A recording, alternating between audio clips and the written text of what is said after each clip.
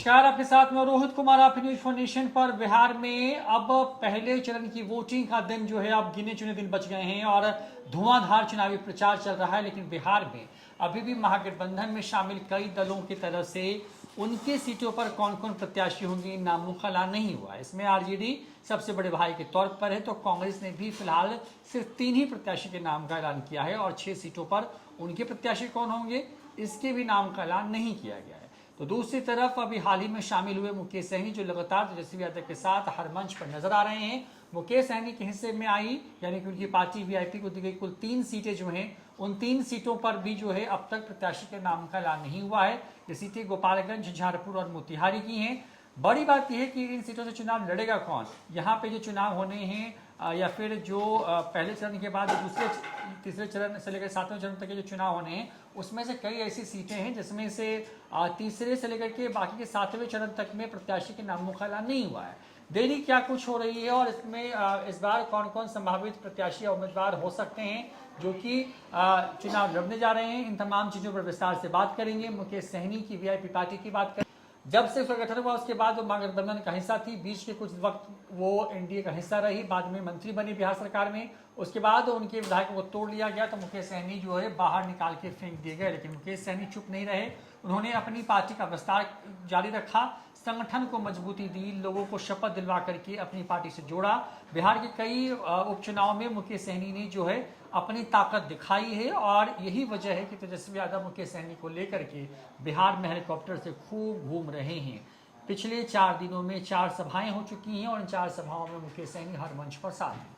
हमारे साथ देवांशु हमारे सहयोगी मौजूद हैं। मुकेश सहनी के हिस्से में कुल 3 सीटें आई हैं देवांशु जी, मोतिहारी, झंझारपुर और गोपालगंज।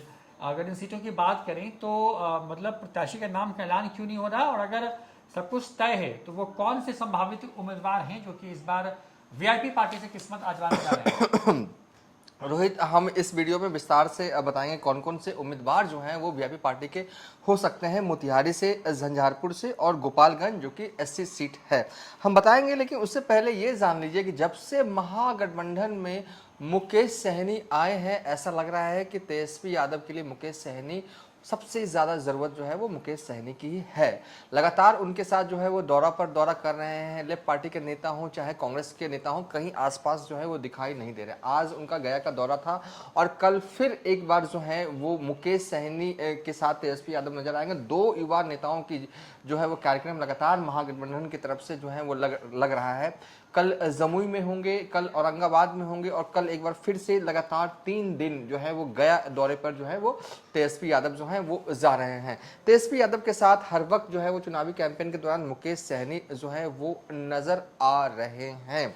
अब रही बात हमारा वीडियो और हमारा जो पंचलाइन था कि कौन होगा उम्मीदवार, तो हम ये अब बताने जा रहे हैं। देखिए, कई नाम हैं, कई नाम हर लोकसभा सीट में है। जाहिर तौर पर जब से ये सीट वीआईपी पार्टी को 3 सीटें दी गई हैं तब से कई उम्मीदवार जो हैं वो तेजस्वी यादव के घर का भी चक्कर काट रहे हैं और रात या शाम होते होते वो मुकेश सहनी के घर का भी चक्कर काट रहे हैं।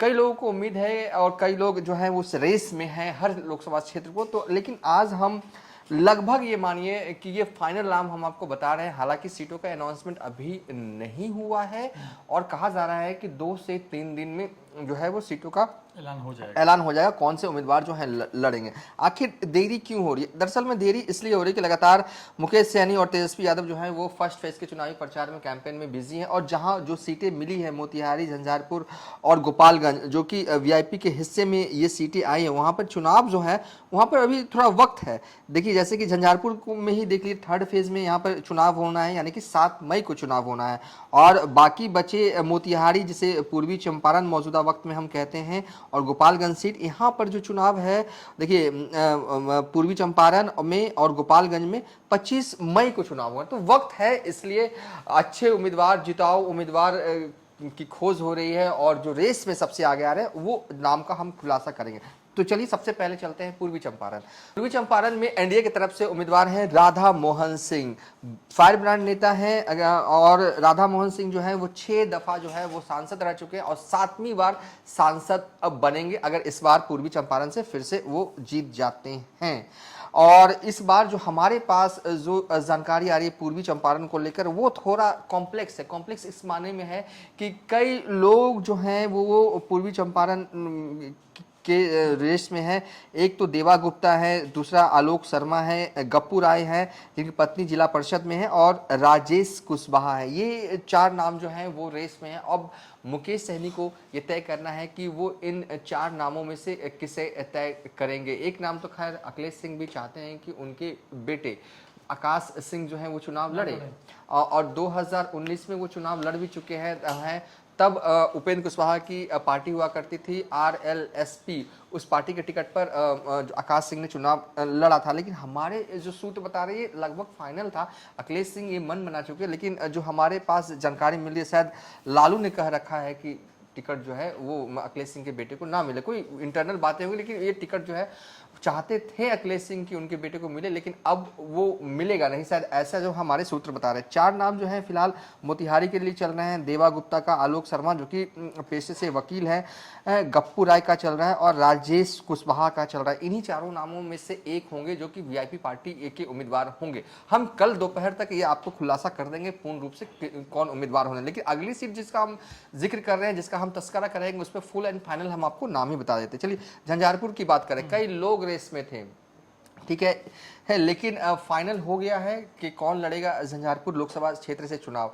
RJD के एक सीनियर नेता हैं जो कि पूर्व केंद्रीय मंत्री रह चुके हैं। जैसे ही उनको पता चला कि ये सीट VIP पार्टी में चलेगी, उन्होंने धनाधन लालू प्रसाद यादव को लेटर लिखा और जिसमें जिक्र किया कि पार्टी में जो है वो खरीद फरोख्त, मतलब कि टिकट के बदले पैसे लिए जा रहे हैं, इसका जिक्र किया और पार्टी से नाराज हो गए और अपने क्षेत्र चले गए।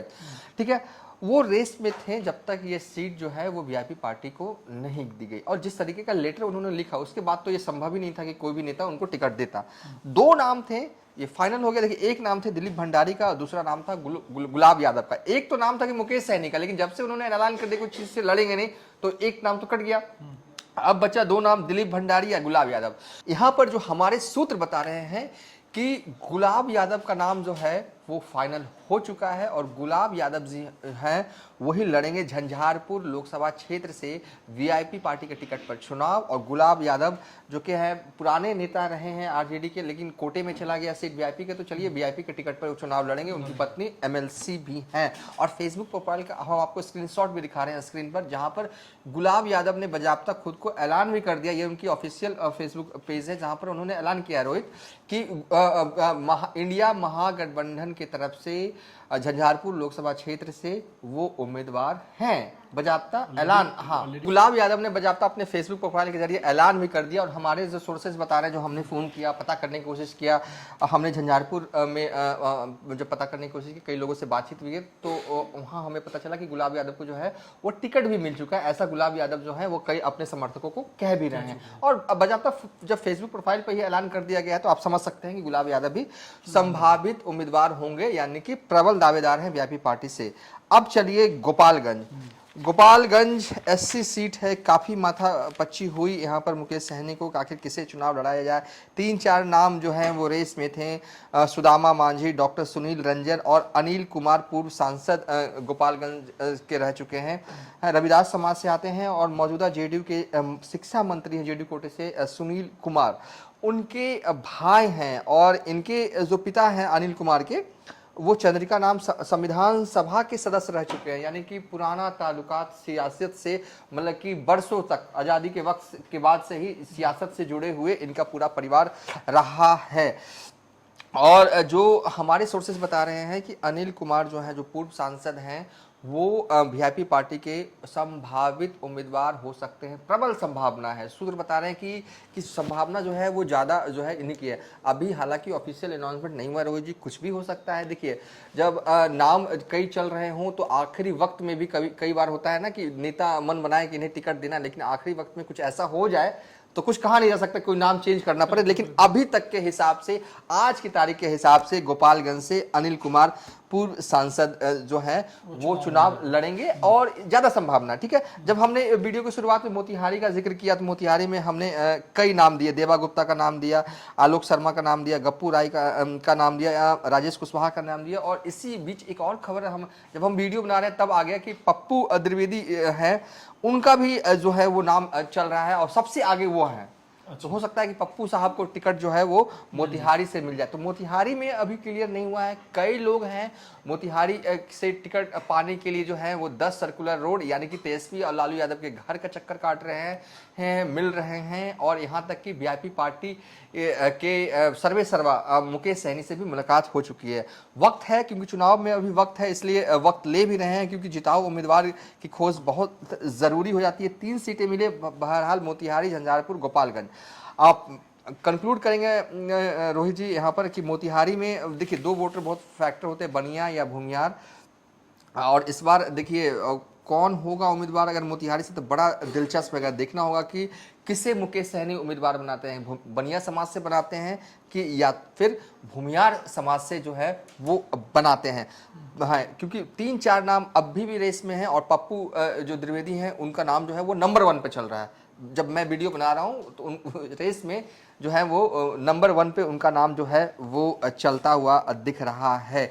ये तीनों सीटें जो जहाँ पर हैं, देखिए मुकेश सहनी की कोशिश होगी कि उनके उम्मीदवार चुनाव जीते, क्योंकि लगातार ये जो एक दाग है ना कि मुकेश सहनी खुद तो चुनाव कभी जीतते नहीं है, एक दाग ये है। और वीआईपी पार्टी अगर अच्छा परफॉर्म करती है तो कहीं ना कहीं उनका ग्राफ बढ़ेगा। लेकिन जिस तरीके से लगातार चुनावी कैंपेन में मुकेश सहनी को साथ लेके जा रहे हैं, इससे भी जो है कहीं ना कहीं मुकेश सहनी जो है वो मतलब एक तरह से कह सकते हैं मुकेश सहनी की ताकत बढ़ रही है। लोग देख रहे हैं ना कि तेजस्वी इतना वैल्यू कर रहे हैं उन्हें कि हर सभा में लेके जा रहे हैं। कल 3 सभा होनी है, तीनों सभा में जो है वो नजर आएंगे उनके साथ मुकेश सहनी। कमोबेश आप देख लीजिएगा यही स्थिति ओवरऑल प्रचार के दौरान जो है वो दिखना है। 90% जगहों पर तेजस्वी यादव के साथ मुकेश सहनी ही होंगे।